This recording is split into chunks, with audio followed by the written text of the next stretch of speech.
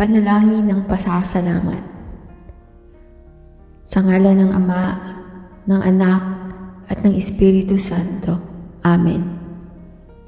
Maraming salamat, Panginoon, sa araw na ito na binigay niyo po sa amin.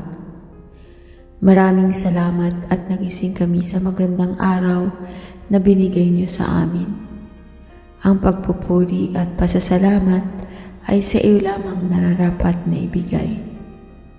Maraming salamat po sa pagkakaroon ng masayang pamilya, mga mapagkakatiwalaang kaibigan. Maraming salamat po sa pagbibigay ng pagkain sa aming pamilya araw-araw. Maraming salamat po sa patnubay na inyong binigay sa aming lahat upang magampanan namin ang mga responsibilidad na nakaatang sa amin.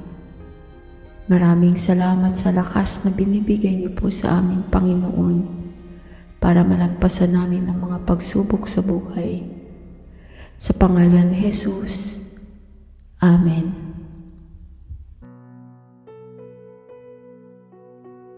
Panalangin para magtagumpay. Ama naming mahabagin, inilalagay ko po sa inyong harapan ang aking mga balakid, ang aking mga gawain upang inyong pagpalain at papagtagumpayin. Ama namin, inaalay ko sa iyo ang lahat ng aking mga plano sa buhay.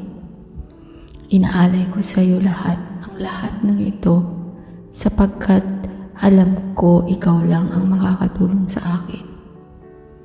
Nasa sa iyo ang kapangyarihan na mapagtagumpayan ko ang lahat ng aking mga plano.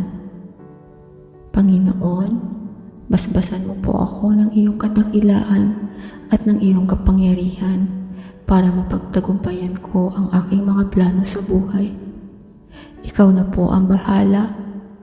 Sa pangalan ni Jesus, Amen.